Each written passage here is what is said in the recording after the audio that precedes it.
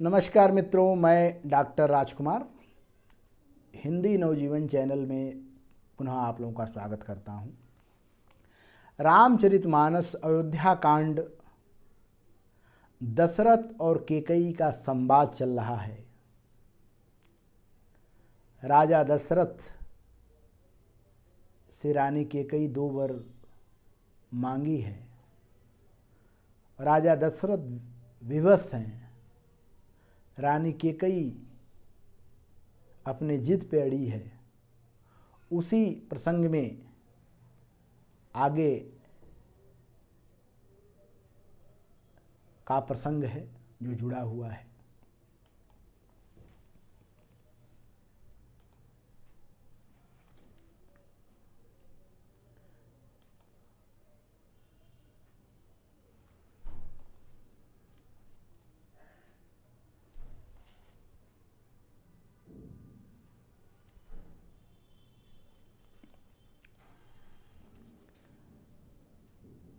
राम सपथ सत कहऊ सुभाऊ, राम मात कछु कहऊ न पाऊ। मैं सब किन्हीं तुहि बिनि पूछे, तेहि पे परहु मनोरथु छूछे। राजा दशरथ कहते हैं, क्या कहते हैं? राम शपथ सत कहूँ सुभाई, मैं राम का शपथ खाकर कहता हूं। रानी कैकेयी से राजा दशरथ कह रहे हैं कि हे रानी कैकेयी, मैं राम का शपथ खाकर कहता हूं कि राम की माता कौशल्या ने इस पे कोई चर्चा नहीं किया है। मतलब आप समझ रही हैं कि मैं उनसे पूछकर इनको राज्याभिषेक दे रहा हूं, ऐसा कुछ नहीं है। राम की माता कैकेयी, राम की माता कौशल्या ने इस पे कोई नहीं, अभी तक कोई कुछ नहीं कहा है। हाँ, मैं सब क्यों नहीं तू ही बिन पूछे, मैं तुम्हारे बिना पूछे मैं ये सब कार्य करने जा रहा था, उसी का फल मैं भोग रहा हूं, इसीलिए मेरा मनोरथ नहीं पूरा हो रहा है। रिस परिहरु अब मंगल साजू, कुछ दिन गया भरत युजराजू। एक ही बात मोहि दुख लागा, बर दूसर असमंजस मांगा। हे रानी, रीस परिहारु, अपने गुस्सा को तुम त्याग दो और मंगल साज करो, मंगल बजाओ, क्योंकि कुछ ही दिनों में, कुछ ही दिन भय भरत युवराजू, कुछ ही दिन के बाद जो है कि भरत युवराज बन जाएंगे। लेकिन एक बात मुझे बहुत दुखी कर रहा है, एक ही बात मोहि दुख लागा, एक बात मुझे बहुत दुखी कर रहा है। बर दूसर असमंजस मांगा, जो दूसरा बार तुमने असमंजस में मांग लिया है। अजहु हृदय जरत तेहि आचा, रीस परिहास की सोचहु साचा।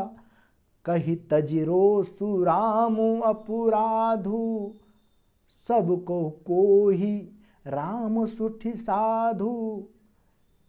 जो तुमने दूसरा वर मांगा है, उसकी आँच, अजहु हृदय जरत तेहि आचा, उसकी आँच से, उसकी आग से मेरा हृदय जल रहा है। भले ही तुम रीस परिहास, भले ही तुम गुस्सा से मांगी हो या मजाक से मांगी हो या सच में तुमने वर मांग लिया हो कि राम को 14 वर्ष का वनवास दिया जाए, तो कम से कम ये तो बताओ, कहु तजिरो सुराम अपराधु, इसमें राम का अपराध क्या है, ये तो बता दो। सब लोग कहते हैं, सब कोई कहु राम सुठि साधु, सब लोग कहते हैं कि राम का जो स्वभाव है साधु के समान है।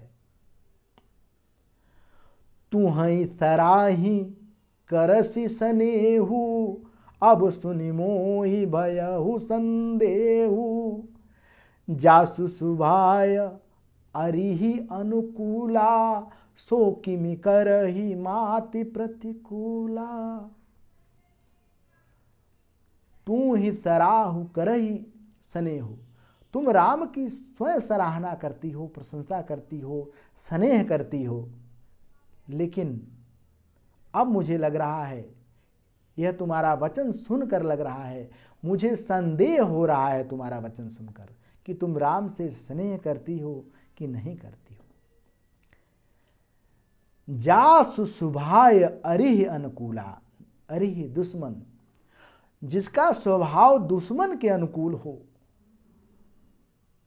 सो किमि करहि माति प्रतिकूला, वह माता के प्रति कैसे प्रतिकूल भाव सोच सकता है, तुम बताओ।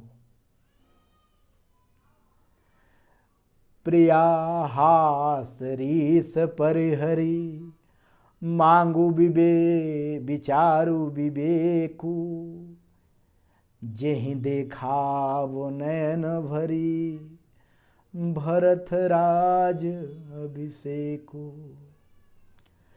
प्रिया, हे प्रिय, रानी कैकेयी को राजा दशरथ कहते हैं कि हे प्रिय, तुम अपना हंसी गुस्सा का त्याग कर दो और सोच विचार कर अपना वचन मांगो, जिसको मैं पूरा करूं।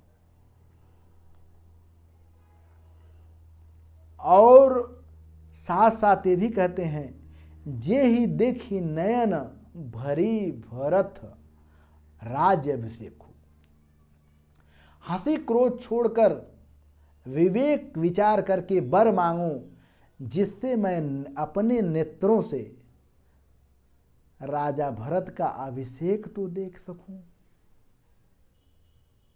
कितना दर्द, कितनी वेदना के साथ राजा दशरथ वात्सल्य प्रेम में अपनी बात कहते हैं।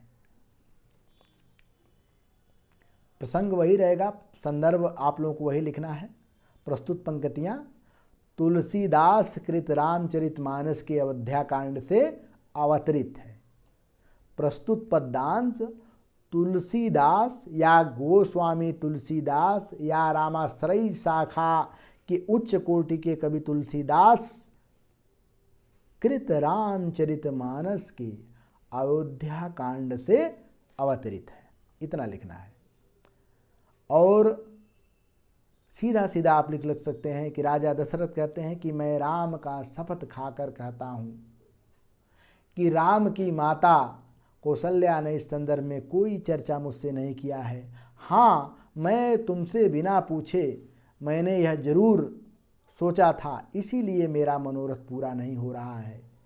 हे रानी, अब अपना गुस्सा रीस परिहार, अपने गुस्से को त्याग कर मंगल की साज करो, क्योंकि कुछ ही दिनों में भरत को राजगद्दी हो जाएगी, चारों तरफ मंगल होगा।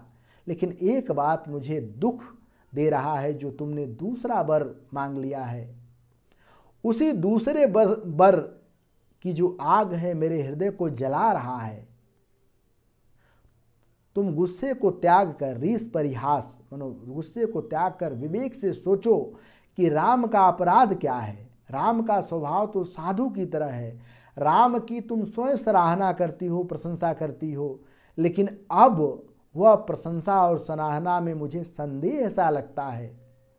जो राम का स्वभाव दुश्मन के अनुकूल है, शत्रु के अनुकूल है, अरे माने शत्रु, शत्रु के अनुकूल है, वह माता के प्रतिकूल कैसे हो सकता है। हे प्रिय, तुम हास परिहास, गुस्सा और हंसी मजाक को छोड़कर विवेक से विचार करो और ऐसा करो कि मैं अपने दोनों आंखों से राजा बनते हुए भरत को देख सकूं। बहुत बहुत धन्यवाद, बने रहिए आप लोग।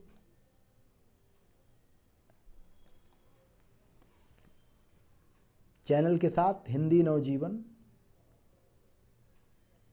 आशा है कि आप लोगों की लाइनें समझ में आ रही होगी, लेकिन साथ साथ आप लोग लिखते रहिए तो और अच्छे से समझ में आ जाएगा। भारतीय संस्कृत का आधार है रामचरितमानस, इसलिए रामचरितमानस वैसे भी पढ़ना चाहिए, जिससे पढ़ाई के साथ साथ विवेक भी उत्पन्न हो। बहुत बहुत धन्यवाद। बने रहिए हिंदी नवजीवन चैनल के साथ।